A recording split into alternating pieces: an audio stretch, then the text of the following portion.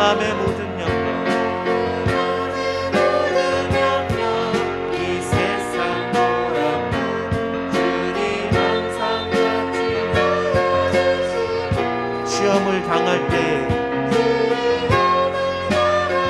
악마의 개교를 즉시 물리치사 나를 온 세상 날 버려도 주 예수 앞에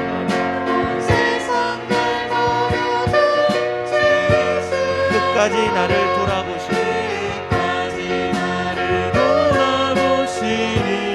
주는 저 산 밑에 맺혀 빛나는 새벽별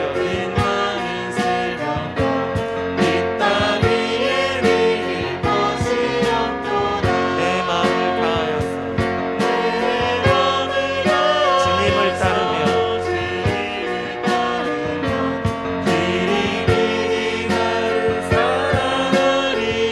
물불이 두렵지 않고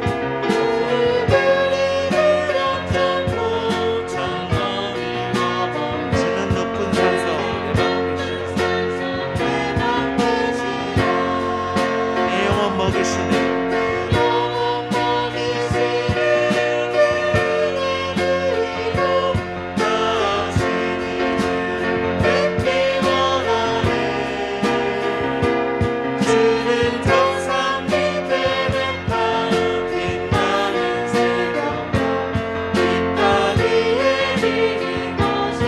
내 마음을 다해서 다시 한번 내 마음을 다하여서 주님을 따르며 길이 나를 사랑하리니 물들이 두렵지 않고 장막도 없네 주는 높은 산성 내 맘 되시라 내 영혼 먹이시라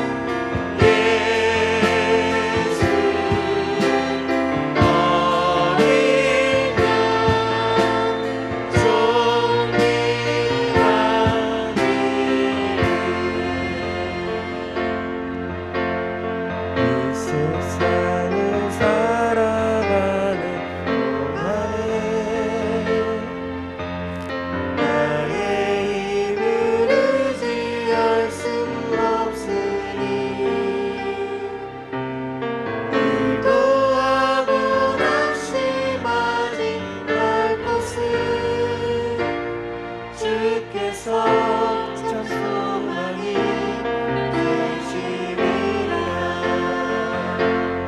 하나님의 꿈이 나의 비전이 되고 예수님의 성품이 나의 인격이 되고 성령님의 권능이 나의 능력이 되길 원하고 바라고 기도합니다. 주의 길을 걸어가는 주의 길을 걸어가는 동안에 세상의 것 의지할 수 없으니 감사하고 낙심하지 말 것을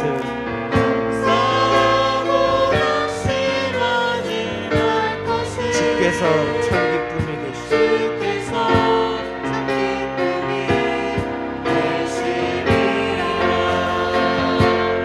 하나님의 꿈이 나의 비전이 되고 예수님의 성품이 나의 인격이 되고 성령님의 권능이 나의 능력이 되길 원하고 바라고 기도합니다. 하나님의 꿈이 나의 비전이 되고 예수님의 성품이 나의 인격이 되고 성령님의 권능이 나의 능력이 되길 원하고 바라고 기도합니다. 이 세상을 살아가는 나의 힘을 의지할 수 없으니 기도하고 낙심하지 말 것을 주께서 참 소망이 되시리라. 하나님의 꿈이 나의 비전이 되고 예수님의 성품이 나의 인격이 되고 성령님의 권능이 나의 능력이 되길 원하고 바라고 기도합니다. 주의 길을 걸어가는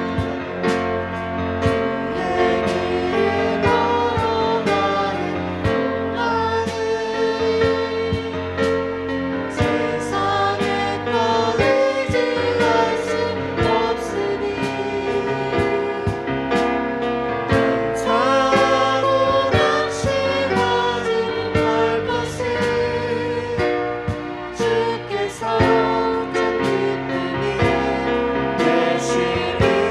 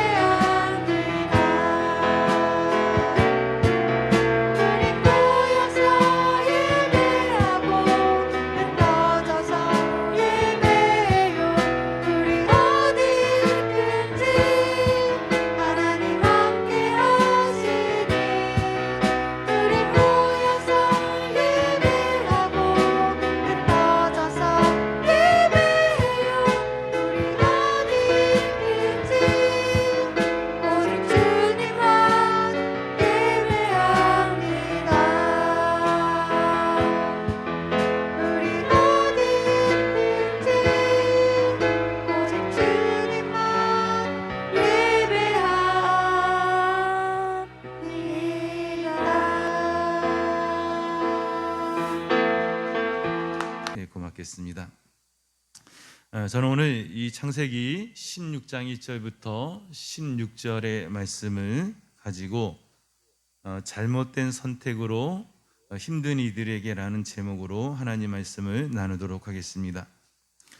아브라함은 하나님으로부터 이제 계속해서 이 자손의 출생에 대한 이 약속을 계속 거듭 받게 됩니다. 그렇지만 직접 하나님의 말씀을 듣지 못한, 그래서 상대적으로 믿음이 부족하였던 그의 아내 사라에게 그 사라의 여종인 하갈과 이 아브라함이 동침하여 이스마엘을 낳는 그런 내용이 오늘 16장에 기록이 되어 있습니다.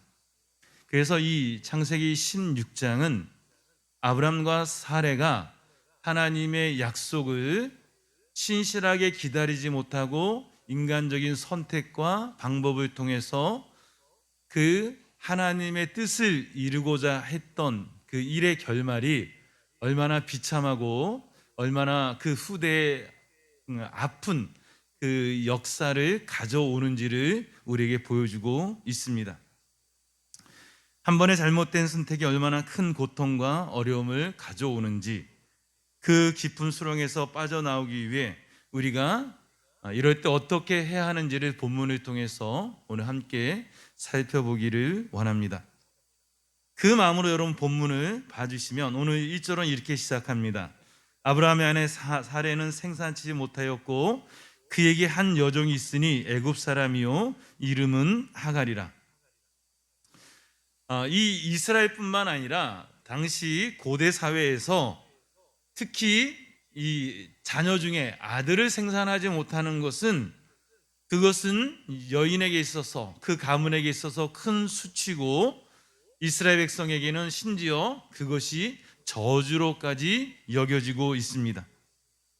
하나님이 자녀에 대한 언약이 몇 차례에 걸쳐 반복되었음에도 불구하고 이 아브라함의 가정은 하나님께서 약속하실 때는 금방 그들의 자녀가 하늘 별과 같이 많아질 것 같은데, 현실 속에 돌아보면 이미 자신들의 몸에는 자식을 생산할 수 있는 기능이 없어졌고, 그리고 아무리 이렇게 저렇게 자기가 머리를 굴리고 생각해봐도 자기들을 통해서 자녀들이 낳을 거라는 그런 기대를 가질 수 없는, 현실은 너무나 암담한 상황이었습니다. 이런 상황 속에서 하나님이 처음 약속하신 때부터 무려 10년이 지나갔습니다. 이 10년이라는 것은 성경에서 3과 7, 10이라고 하는 것은 완전수입니다. 유대인의 문화 속에서 이것은 완전수인데, 10년이 지나갔다는 것은 단지 10년이라는 그 오랜 시간이 지나갔다라는 그런 의미보다 한 걸음 더 나아가서 인간이 기다릴 수 있는 그 모든 시간이 다 지나가 버렸다라는 그런 의미로 우리가 받아들일 수가 있습니다.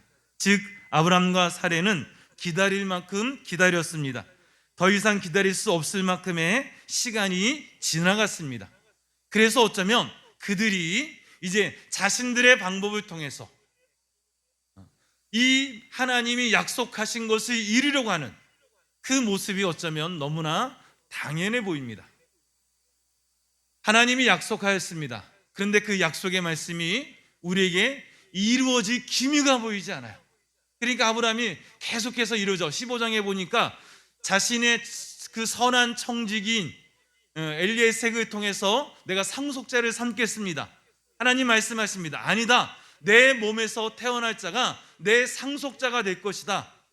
그러니까 이제는 어떻게 하냐면 사레가 자기 여종 하갈을 이 아브라함에게 주어서 그 하갈을 통해서 다음 후사를 생산하도록 하는 이런 방법을 취하는 겁니다. 오늘 1절에 사레는 생산치 못하고 라는 이 말씀을 여러분 기억하십시오.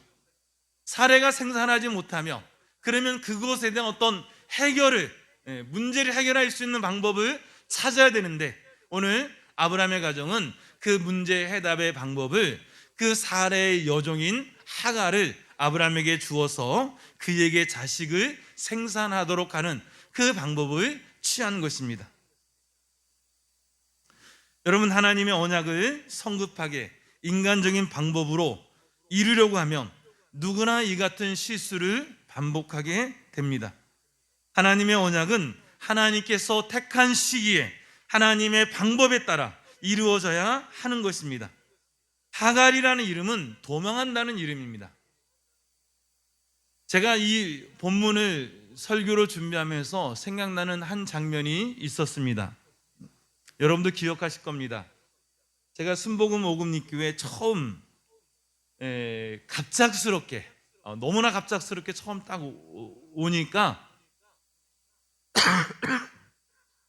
여러분도 제 얼굴을 보면서 무척이나 당황스러웠겠지만 저도 여러분들을 보면서 무척이나 당황스러웠습니다. 여러분 기억하시죠? 갑자기 여러분의 담임 목사님이 주일날 인사도 안 드리고 어느 날 없어져 버리고 낯선 사람이 갑자기 여러분들의 담임 목사라고 오신 거예요. 그러니까 여러분들의 그 얼굴에서 너무너무 당황스러운 얼굴이 보이는 겁니다. 제가 여러 가지 고민을 했습니다.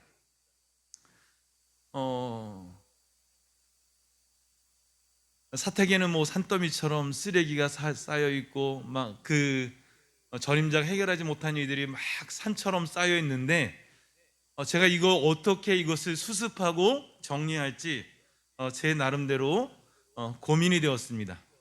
그래서 제가 여러분들에게 이렇게 말씀드렸죠.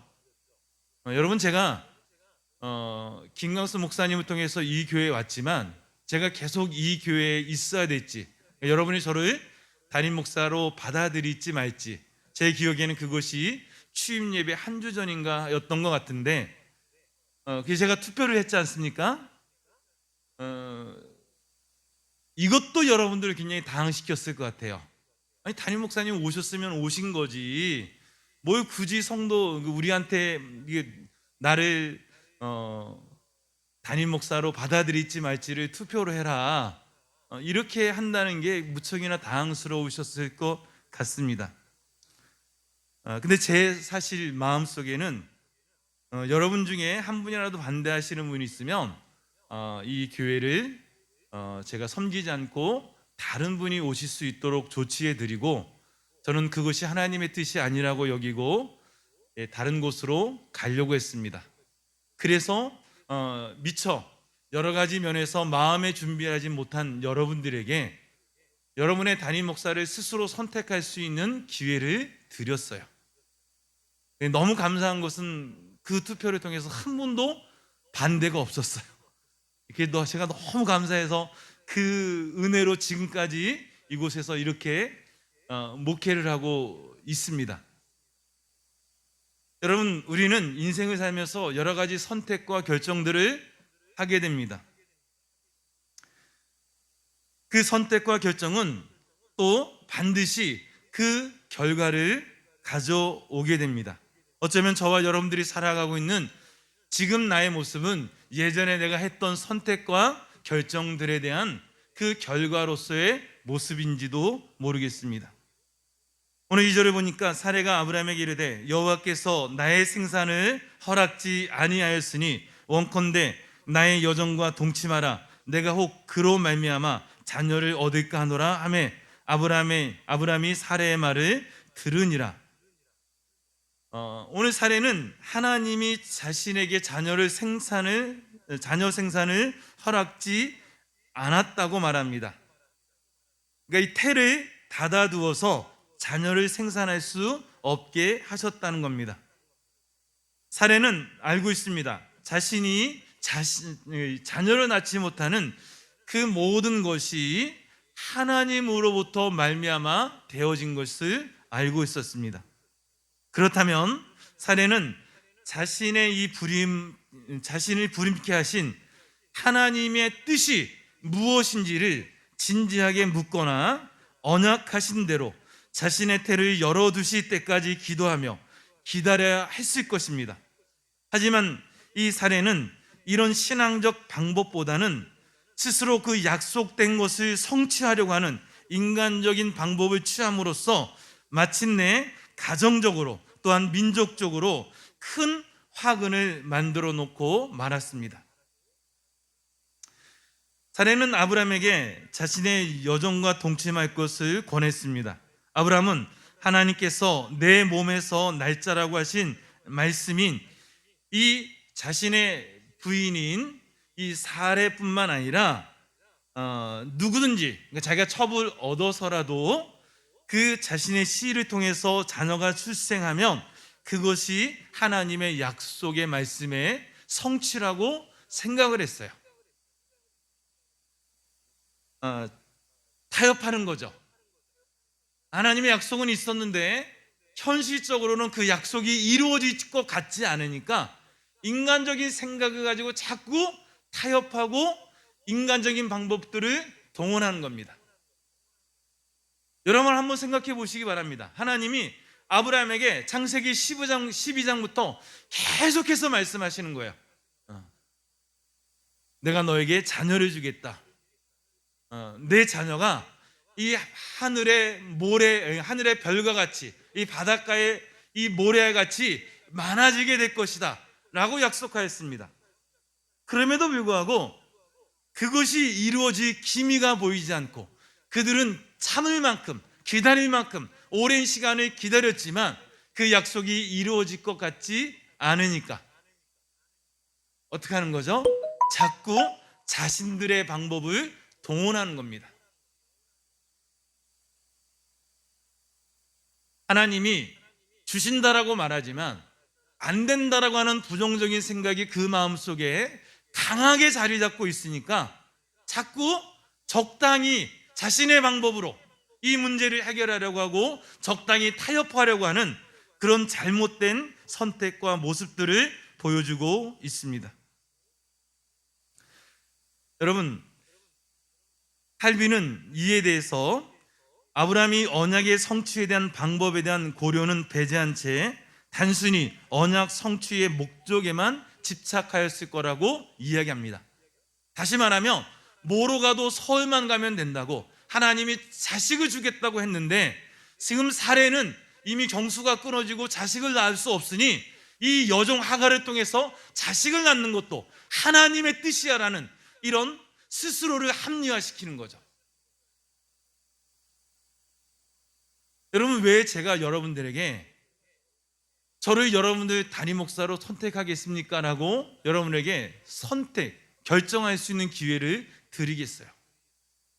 여러분, 우리 교회가 지금 건축을 해야 돼. 여러분, 수백 가지, 수천 가지 이유를 대라면 될 수 있습니다. 누가 봐도 우리 교회가 꼭 건축돼야 돼요. 그럼에도 불구하고 제가 여러분들에게 2월달 한 달 우리 정말 이때 이 하나님의 교회를 건축해야 될지 함께 기도합시다 라고 하는 것은 우리에게 이런 필요가 있지만 정말 하나님의 때가 이때인지, 하나님이 정말 이때 우리 교회 건축을 원하시는지 같이 기도해 보자는 거죠.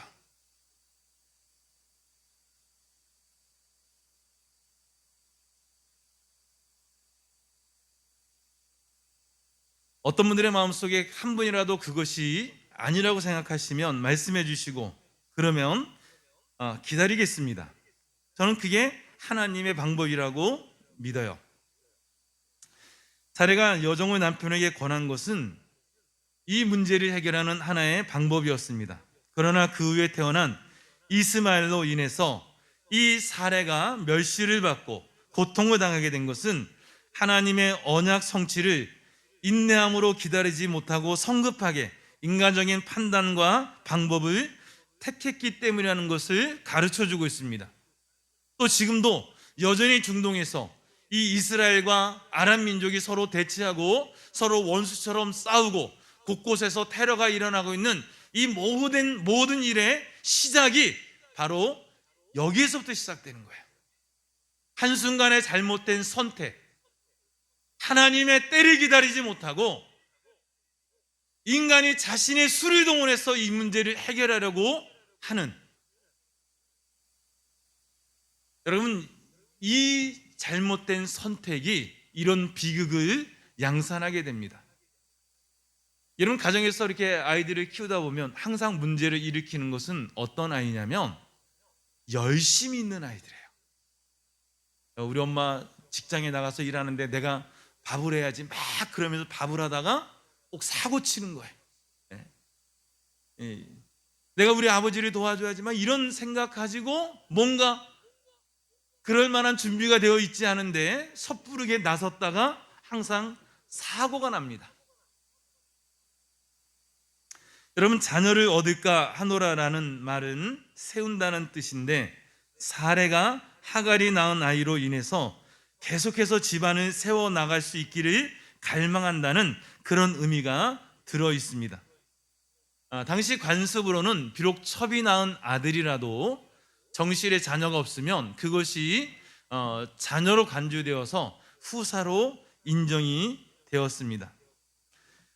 오늘 3절에 보니까 아브라함의 아내 사레가 그 여종 애굽 사람 하갈을 가져 그 남편 아브라함에게 첩으로 준 때는 아브라함이 가나안 땅에 거한 지 10년 후였더라 라고 말합니다. 그러니까 아브라함이 하갈을 첩으로 취한 때의 나이가 85세라는 겁니다. 이때 사레의 나이는 75세였습니다.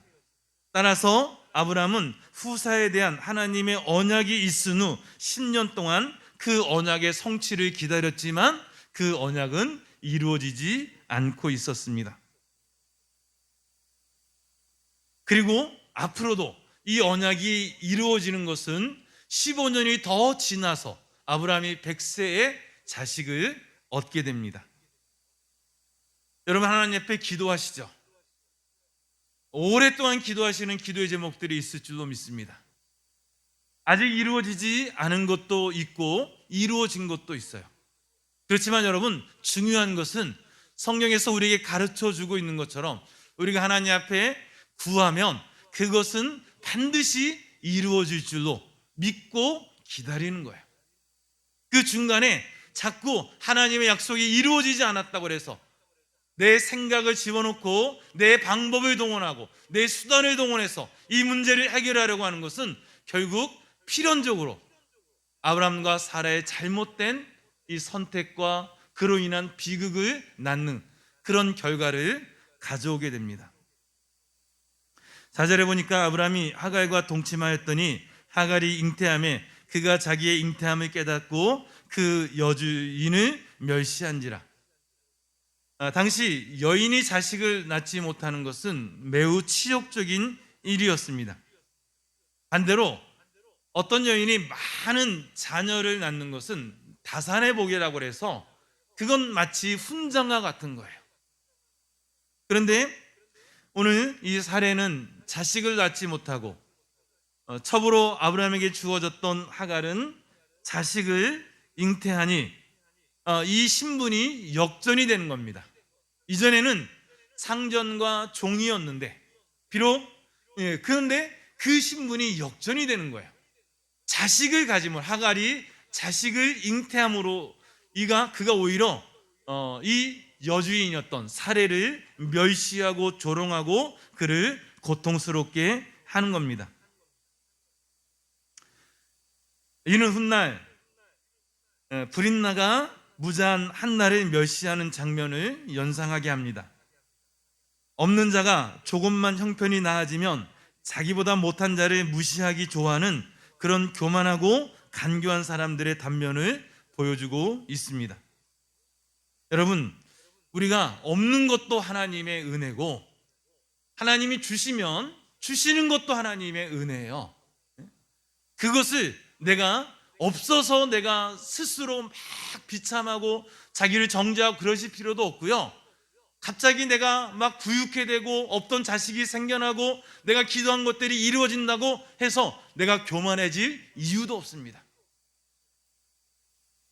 그저 우리는 그것을 허락하신 하나님 앞에 겸손하고 순종하고 또 그 하나님을 신뢰하며 살아가는 겁니다. 5절에 보니까 사례가 아브라함에게 이르되 나의 받는 욕은 당신이 받아야 옳도다. 내가 나의 여종을 당신의 품에 두었거늘 그가 자기의 잉태함을 깨닫고 나를 멸시하니 당신과 나 사이에 여호와께서 판단하시기를 원하노라. 여러분, 결국은 사레가 하갈에게 오늘 멸시와 수치를 당하는 이 모든 일은 결국 이 사레가 자처한 거예요. 누가 옆에서 권유한 게 아니었습니다. 아브라함이 먼저 그 일을 한 게 아니었어요. 사레가 자식이 없는 아브라함을 위해서, 자기 가정을 위해서 자기 여종 이 하갈을 아브라함에게 주었어요. 그래서 하갈이 잉태를 하게 되었습니다. 이 모든 일의 원인은 사레였어요. 그런데 오늘 사레가 어떻게 말하죠? 아브라함을 원망하는 거예요. 자, 봐라, 당신 때문에 내가 오늘 이런 고통과 수치를 당하고 있다.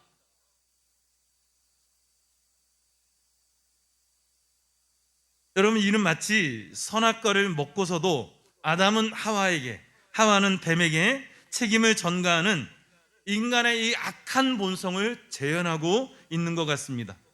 사레는 자신의 이 잘못이 명백함에도 불구하고 아브라함에게 하나님 앞에서 잘잘못을 가리자고 요구합니다. 이는 하나님의 성호를 함부로 부르는 이 불신앙적인 모습이기도 합니다. 이런 잘못을 범하는 것은 하갈의 멸시를 견디지 못하고 분한 마음으로 성급하게 행동했기 때문에 그렇습니다. 여러분, 이 창세기 16장은 마치 창세기 3장의 이 인간의 타락의 모습과 이 굉장히 겹치는 부분이 많아요. 여러분, 마귀가 창세기 3장에 누구에게 찾아오죠? 아브라함에게 찾아오지 않고 하와에게 찾아와요. 하나님이 아브라함에게 말씀하셨는데 그 말씀을 직접 듣지 못한 이 하와에게 찾아와서 그를 유혹하는 거죠. 자, 이걸 먹어라. 먹으면 내가 눈이 밝아지고 하나님과 같이 되겠다 라고 하는데, 오늘 이 창세기 16장에서도 사레가 먼저 아브라함에게 이 잘못된 선택을 요구하는 겁니다. 그래서 우리가 자식이 없으니 이 하갈을 통해서 우리가 자식을 낳읍시다. 그래요. 그리고 이 일의 모든 그 잘못을 서로에게 전가하고 변명하는 그 모습이나 그 결말이나 이 모든 것들이 창세기 3장의 모습과 너무나 흡사하다고 하는 것을 알 수가 있습니다. 아브라함이 사레에게 이르되 그대의 여종은 그대의 수중에 있으니 그대의 눈에 좋을 대로 그에게 행하라 하며 사레가 하갈을 학대하였더니 하갈이 사레 앞에서 도망하였더라. 이 6절의 말씀인데요, 아브라함은 사레에게 하갈의 본래 신분이 종이라고 하는 것을 강조합니다. 이는 위급한 상황에서 책임을 면하고자 하는 아브라함의 나약한 모습이기도 하지만, 우리가 해결할 수 없는 어떤 문제를 만났을 때 그 문제를 해결할 수 있는 가장 좋은 것은 근원으로 찾아 들어가는 것이라고 저는 생각을 합니다. 오늘 이 사레는 이 하갈의 여주인이고, 그리고 하갈은 자신의 여주인이 바로 이 사레입니다. 그러니까 비록 자식을 잉태하였건 잉태하지 못하였건 본래 자기의 정체성에 맞는 행동과 태도를 취하면 이 문제를 해결할 수 있는 겁니다. 여러분, 7절부터 8절에 보면 이 도망가는 이 하갈에게 여호와의 사자가 이 숲길 샘물 곁에서 그를 만나서 내가 어디로 왔으며 어디로 가느냐라고 묻습니다. 이 여호와의 사자에 대한 견해는 천사 여호와 하나님, 성령, 예수 그리스도라는 견해가 있습니다. 구약에서 이 여호와의 사자는 일본적으로 하나님과 동일한 존재로서 경배의 대상으로 나타나고 있는데, 그래서 예수님이라고 해석하는 그런 해석들이 많이 있습니다. 이 여호와의 사자가 하갈에게 내가 어디서 왔으며 어디로 가느냐고 묻습니다. 하갈의 행선지를 몰라서 묻는 것이 아니라 그에게 다시 한번 각인시키는 겁니다. 내가 무슨 일 때문에 여기까지 도망쳐 왔는지 자신의 그 행위들을 하나씩 하나씩 되돌아보며 무엇이 그 잘못의 원인인지를 깨닫게 하는 것입니다.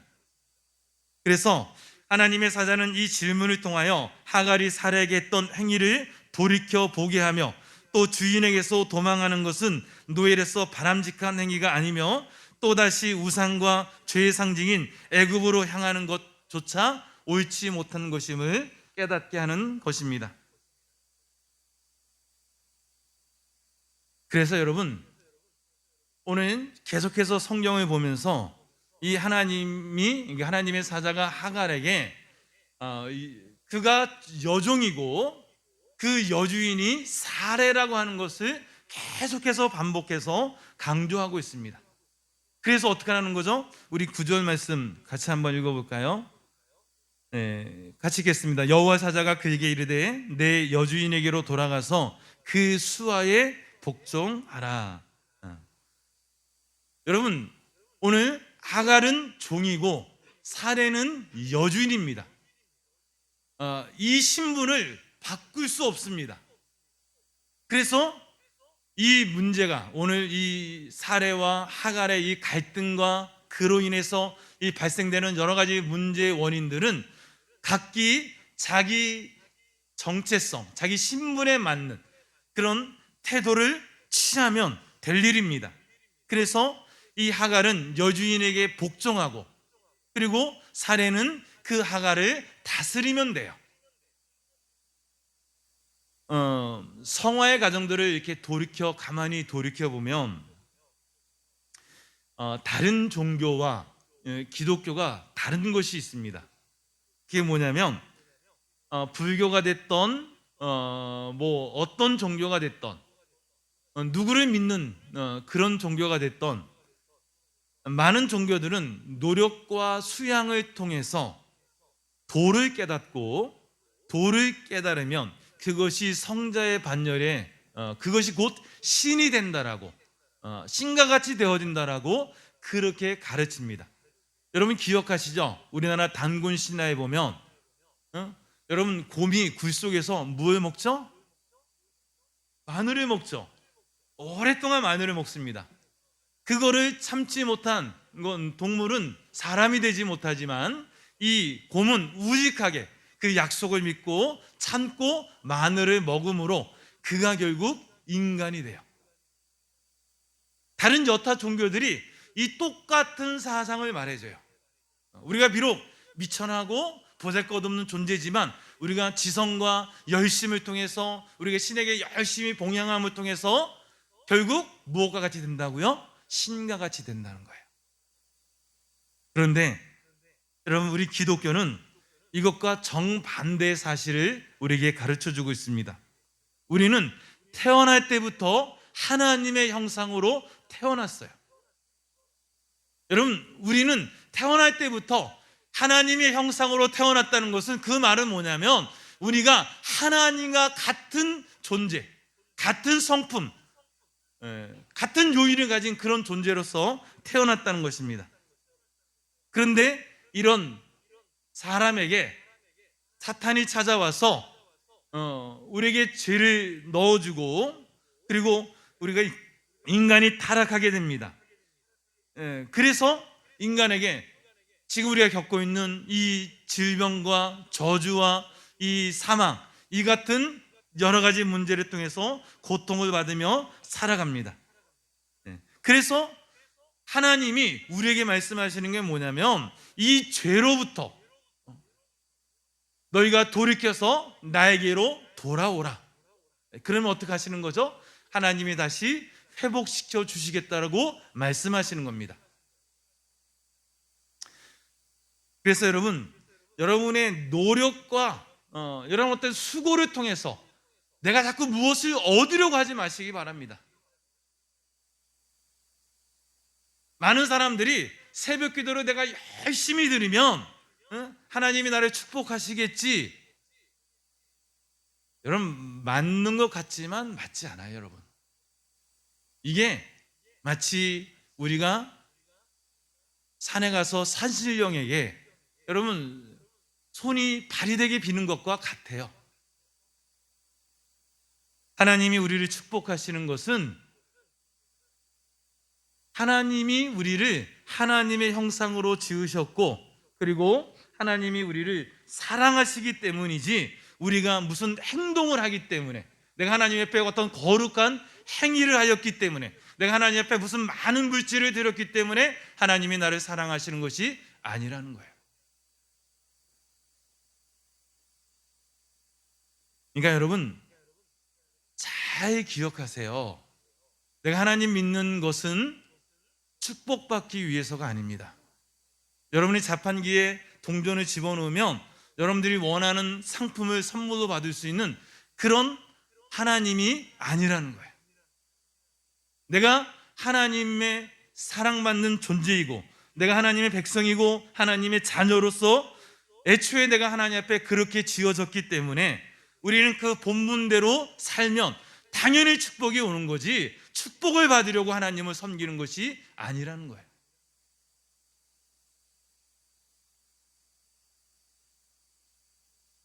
혹시 여러분 잘못된 선택과 결정을 통해서 고통과 어려움 가운데 있는 분들이 있다면 여러분 본질로 돌아가세요.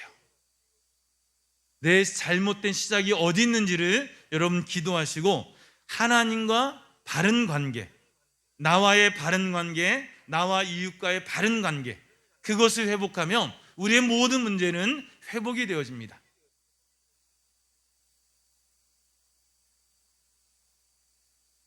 오늘 이 8절, 9절, 10절 계속해서 보면 11절에 보니까 여호와의 사자가 그에게 이르되 내가 잉태하신즉 아들을 낳으리니 그 이름을 이스마엘이라 하라. 이는 여호와께서 내 고통을 들으셨습니다.